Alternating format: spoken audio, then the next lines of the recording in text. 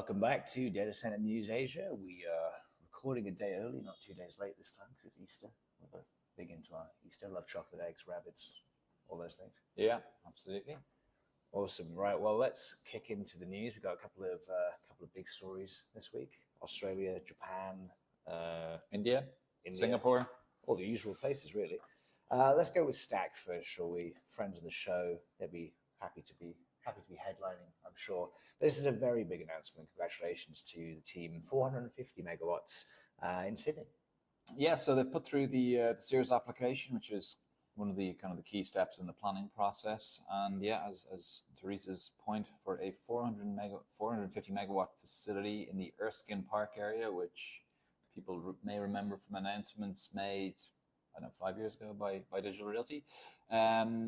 But anyway, the Stack site is 78 Lockwood Road, 3-story facility. Interestingly, kind of a sub-story here. The site was acquired by Logos, who obviously subsequently have been acquired by ESR. So Logos acquired the site from Digital Realty in the storied history of this site, I believe, last year when we were. Now, it's not confirmed if it's the same plot. Oh, okay. I'm not sure if it is. Maybe. Sarvesh is not here. Sarvesh is not here to ask him, but it's the same park.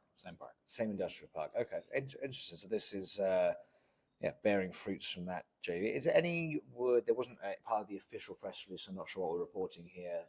So whether this is a Stack ESR partnership or this is an acquisition. Don't know. We're not meant to comment. Sorry. So we'll stick to what's in the press release. That is our du jour. This is exciting development for Stack in Australia. They entered the market 3 years ago with the acquisition of Hickory Data Centers, and since then they have gone from strength to strength in Melbourne with pretty big campuses down there, Canberra, Perth, and is this their second in Sydney, or this is certainly their biggest in Sydney by a long way? This is their first entrance in the. Okay, first into Sydney. Go Stack globally. I read they're up to 4 gigawatts in development stages, and construction, and they've got they claim a pipeline of 6 gigawatts additional. So it'll be a pretty chunky global player for IPI. Yeah, no, congratulations, everyone involved in what's going to be certainly one of the biggest campuses in Sydney. Excellent. Tencent Cloud have launched a region in Osaka. So this is, as per the tradition with the Chinese data center or Chinese hyperscalers operating outside of China, this means that they have taken up space in a data center in Kansai.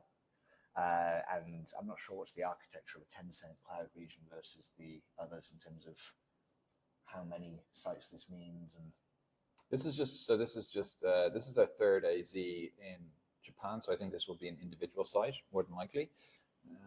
The workloads that they're going to be putting here are, according to the press release, it just says Edge, or maybe I jotted that down wrong. What's it say? Edge. Cutting edge cloud. Okay, whatever that means. AI capability, media solutions, all the usual things. Yeah, obviously Tencent have got a pretty big gaming platform, so I'm sure there'll be elements of that as well. As per the press release, they've seemingly been doing pretty well in Japan. They mentioned they've been having double-digit growth since they entered the market in 2019. Not like this deployment's unlikely to be anywhere near the kind of the scale of the Western clouds, particularly in Japan. However, it's not going to be insignificant. And I think this will be their 56th AZ globally across 21 regions. Yeah, Tencent Cloud, not to be sniffed at, not to be third in Japan as well, if I haven't mentioned that. Yeah, they have 2 in Tokyo. 2 in Tokyo, yeah. So congratulations there to whoever's leasing them that space. Wink, wink. The race for global switch has evolved again. I think probably the last major update we had on this was the HNC Capital acquisition of the Australia sites. It does seem to be now that the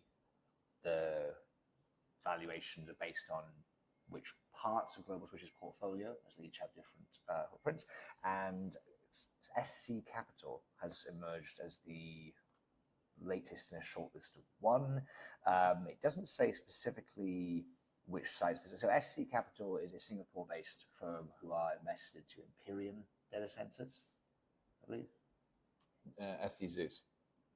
Of course they are, because Imperial is Soraya Partners. Yes. Yeah. Had me second guessing We're not myself for going a to edit second that out there. because we're all about authenticity here. That was an authentic mistake. Sorry, SC Zeus, SC Capital would be the logical translation there. It doesn't say exactly which of the, I mean, we could speculate as to how they might break down the Global Switch portfolio between Europe, Hong Kong, Singapore, but this has shaken out some of the other contenders for this, and the Shagang Group are looking to sell. Yeah, interesting. Like not a huge amount to add. Like we've reported on potential suitors 10 times probably in the last two or 3 years. I think Global Switch as a group are kind of refocusing, but it would seem that like it was I think there's no smoke without fire, so it'll be interesting to kind of keep an eye on this one and see how this one kind of develops. Like I still think the Global Switch portfolio is very attractive. Like they've got assets in key markets in Western Europe and obviously across APAC as well still. So like there's absolutely a lot of value there. It's just who can kind of come up with the right package. Yeah, obviously this whichever rumor has given this to Reuters is looking at a $4 to $5 billion valuation, which has reduced, but obviously they also sold Australia assets already. DCD is referencing their own report saying that the London assets were the ones up for sale. So let's see what happens. Watch this space. Another acquisition story here. So we did report last year that the Carlyle Group were looking to sell their stake in Nxtra data centers in India. That's majority owned by Bharti Airtel, one of India's biggest telco carriers. And it seems that Alpha Wave, who I'm not super familiar with, Alpha Wave Global, sorry, are in line to buy this stake from Carlyle Group. Yeah, so Carlyle Group have got just over 24% in Nxtra still. So again, as you mentioned, we've reported on this a couple of times that they are looking to exit.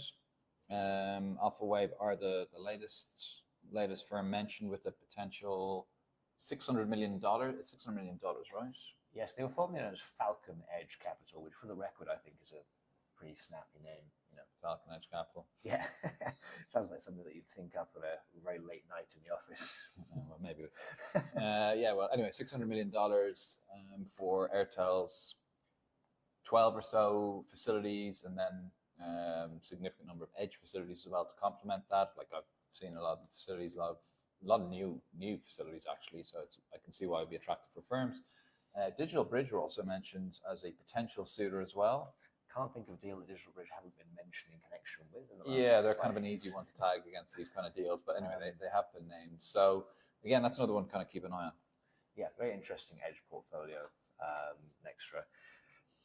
Google have signed a 10 megawatt geothermal PPA with Baseload Capital in Taiwan. Baseload, I think, are the Scandinavian group who have been developing. Yeah, based in Stockholm. Yeah. I followed these guys a while ago because geothermal is such an interesting technology. Taiwan seems to be replete with all kinds of different renewable power opportunities for those brave enough to develop them.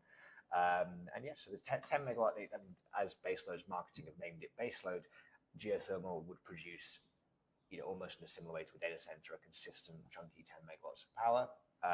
Doesn't say specifically what this will be used for, but I'm sure Google's got a huge campus in Taiwan, so yeah, I'm assuming that, rather large amount of capacity in Changhua, I think it is, isn't it? So down south of Taipei.